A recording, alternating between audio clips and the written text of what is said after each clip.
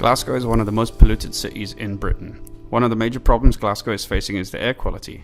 A recent study showed that Glasgow had 16 micrograms of particles in the air, which exceeds the safety limit of 10 micrograms, and Hope Street was ranked as Scotland's dirtiest street.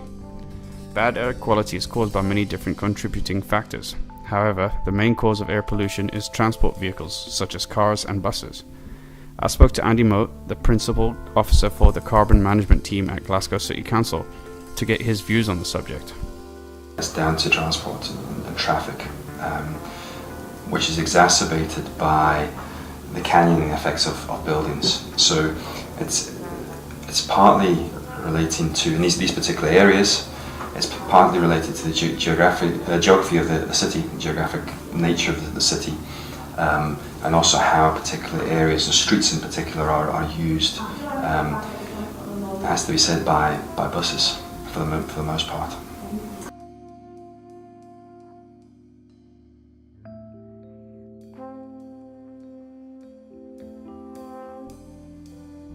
So there are roughly 300 deaths a year related to air quality in Glasgow, 300 a year. In addition to that, you've got numerous people developing breathing related illnesses, numerous people developing cancers of various types. Air quality has now been linked to Alzheimer's, it's now been linked to premature births, and it's been linked to decreased brain development. So ultimately we're affecting the intelligence of people through air quality. This is an issue that affects people of all ages, and something has to be done to prevent any of these issues getting any worse. Glasgow City Council currently have several plans underway to try and combat poor air quality in the city. Some plans have already been introduced, like the 2 large freestanding installations which remove pollutants from the air. Each city tree can remove around 12.2 kgs of particle matter from the air and 240 cubic tons of CO2 annually. The council have also introduced several low emission zones to the city which restrict polluting buses, vans, lorries and other environmentally damaging vehicles from entering city areas. The UK government pledged £290 million to boost the industry of low emission vehicles. 80 million of this is dedicated to improving charging infrastructure for electric vehicles. So, would you be able to tell me a little bit about what made you choose to move from a petrol car to an electric vehicle? Of course, one of the reasons was the price. The price of travelling, for instance, over the last couple of years has been very, very low. I don't know if you're interested in how much it costs, but you're never interested. No, it cost over the last 2 years about £800 for 30,000 miles, and the equivalent for a petrol car would be close to 20,000. Another one of the reasons is that you could get a grant of, I think it was up to £5,000, which you don't have to pay back. That goes entirely to pay for the car, so that was a big reason to go for that. One of the other reasons, I suppose, was the fact that Glasgow now has the infrastructure for it. It's not too great, but you can certainly find major points in Glasgow to charge the car, and the charge is in close to 2 or 3 hours, so it's not a big problem. And I suppose one of the other reasons is just that it sort of clears your conscience a little bit. That's true, it really does, knowing that you're not doing too much in the way of damage to the people around you, and I suppose the environment. So yeah, that's one of the reasons. I think, I can't remember the range, but there's normally a charging point every mile or so in the city centre, so you can always find a spot to charge. The trouble is that when you're charging the car, I think in the last year or so you can charge for over 2 hours, and the other trouble is that when you're charging the car you have to pay for the parking you're charging in, so that can be a bit of a trouble, but it's not too bad, you're still saving a lot. Other than that, it's a little bit difficult to travel outside the city, particularly when I'm doing longer commutes. especially along the west coast, it's very, very difficult to find a charging point. And even if you do, it's very possible where it's taken. So you're left in a bit of a conundrum.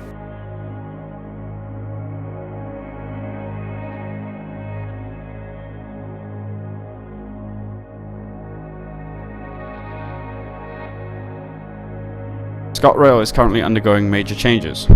ScotRail is electrifying its lines, which promises to deliver a far more environmentally friendly service by eliminating diesel trains and introducing new electric trains. But this has caused a lot of disruption across the country, and especially to Glasgow's two stations, Queen Street and Central, with delays and cancellations across the board. In comparison to the forms of public transport, rail is the lowest carbon mode of mass transport. Trains are essential to a future low carbon economy. The new trains will be cleaner and quieter, as well as more energy efficient, which will ultimately help tackle noise and air pollution in the cities. What makes the electric trains more energy efficient? Well, the newer ones, the kind of way it works, to simplify it down, it takes the pantograph takes the power for overhead wires, and the design of the new changes, it takes so much power from the grid. The new trains are designed to send back any excess energy that doesn't take more than it requires. The new trains are designed to send it back to obviously help energy efficiency, basically. And will these electric trains have an impact on the environment? Yep, the electric trains are going to be replacing the old diesel stock, which obviously to do with like petrol, diesel emissions and all that. The new electric trains are obviously going to cut that down, so it's going to help the environment overall. Glasgow also has a well-established underground network which connects people to the centre and west end of Glasgow. SPT are committed to encouraging more active ways to travel across Glasgow, with investment to improve pedestrian and cyclist areas to the transport links.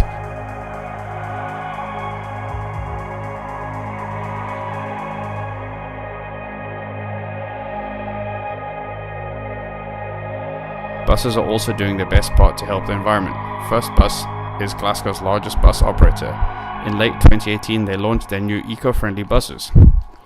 These low-emission vehicles have already started their new service in time for the low-emission zone. In the city of Glasgow, many cyclists within the city are trying to make a difference, whether it be through alternative travelling, taking up benefits that can greatly improve their health, and providing environmental security by lowering city emissions if they were to travel by car.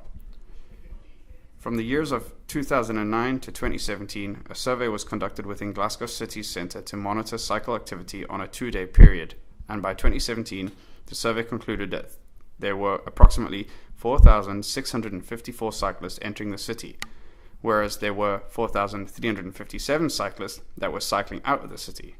And how would you say cycling is changing the way people travel in Glasgow? I think it's become more popular. I think it gives people access to routes to and from work and to and from leisure destinations that they wouldn't have otherwise known about or even looked at. The canals were all redone in 2000, and since then there's great routes up and down the Forth and Clyde Canal. They're constantly maintained and resurfaced by Sustrans. I mean, for example, from here you can cross the street and you can get to the canal pretty easily. Within maybe less than a quarter of a mile, and from there you can go all the way to Balloch or the Falkirk Wheel, and very little of that will be on a main road. I think there's a little bit through Dumbarton and that's it. So I think if people are aware of these things, then it opens up a huge possibility for them in terms of travel and transport and getting out there.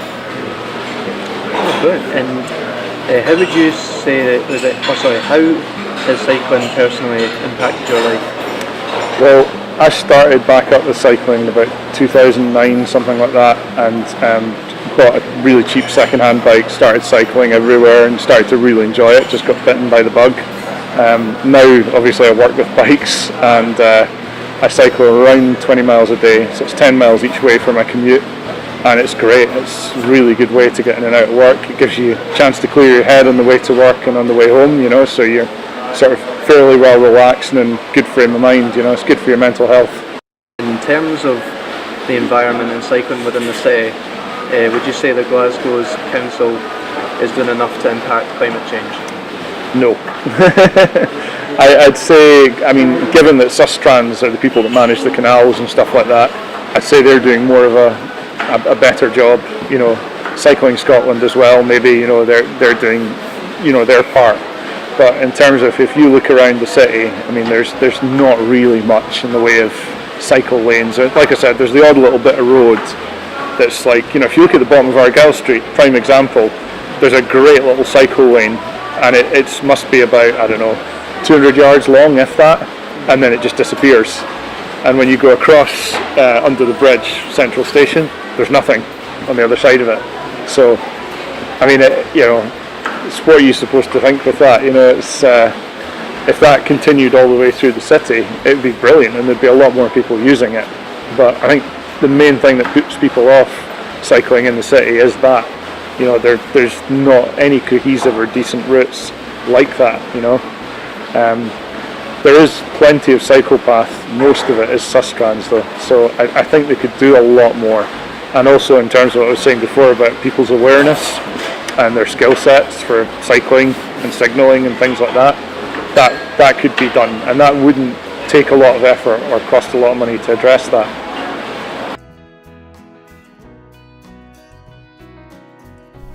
There is no denying Glasgow has had its issues with recycling its waste over the past years. It has been revealed that Glasgow is the 13th worst council for recycling in Great Britain as of 2016, which is concerning considering it is one of our most recognisable and iconic locations in Scotland. It is said that Scotland is falling behind drastically with recycling programs compared to the rest of the UK. According to the Department of Environment, Food and Rural Affairs, in 2016, Scotland recycled 42.8% of household waste. This compared to 43% in Northern Ireland, 44.9% in England, and 57.3% in Wales. Environmental groups are raising a cause for concern that our country could potentially fail to meet its target to recycle half of all of its household waste by the year 2020. So what is it we are doing about making the city an eco-friendlier place? It's said that 8.5 billion straws are thrown away every year in the UK. Many discarded straws have been found in oceans, which affect marine life. As an alternative, pubs and restaurants are taking up the habit of using paper instead of plastic straws. In Glasgow, galvanised general waste bins located in the back of tenement buildings are to be replaced with more eco-friendly wheeled bins. Additional blue wheelie bins will be provided for recycling paper, cardboard, plastics, and cans for an eco-friendlier result. The plan is currently underway and is to completely take effect by April 2019.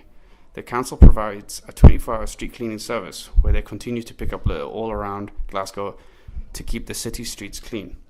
This service has helped maintain just over 35,000 kilometres of the city's streets, removing 11,500 tonnes of litter and cleansing the River Clyde. Closer to home, the City of Glasgow College Students' Association had a campaign for Strathmore water bottle collection, where they needed to collect 1,500 water bottles and recycle them so that they could build a greenhouse for the 4th floor supported learning students. Robert Scullion, a student engagement officer with the association, had more to say on it. The project actually was identified from the students through my voice. Students had spoke several times about the mess of the campus and about the bins not being used properly and stuff, so we came up with an idea that we would ask students to make them aware of the bins that were to be used. We'd ask them to help us do a campaign to also stop single-use plastic being used on the campus. So we raised awareness around about that issue, and then we came up with the idea that we would collect the water bottles and use them to build a greenhouse. And then through that, also what happened was we worked closely with the Estates Department, so with College Estates, and they agreed that they would pay for 4,000 water bottles to be bought that students could use as a keep bottle rather than buying a plastic bottle that they could only use once. So that's why the initiative took place. We're probably sitting roughly about, I would say, about 1,700. Yeah, it's been really good. Students have been fantastic, staff have been amazing.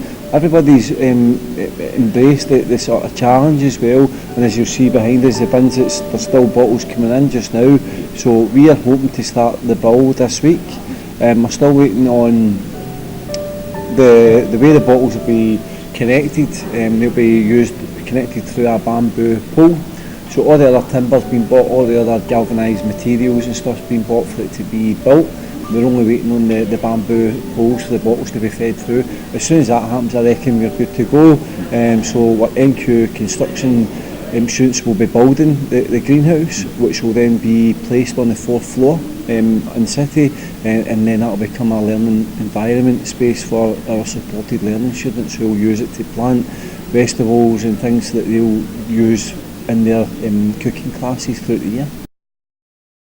With Glasgow rolling out changes to help increase its infrastructure for public transport and recycling, as well as lower its carbon emissions, are you doing enough to make sure Glasgow's ready?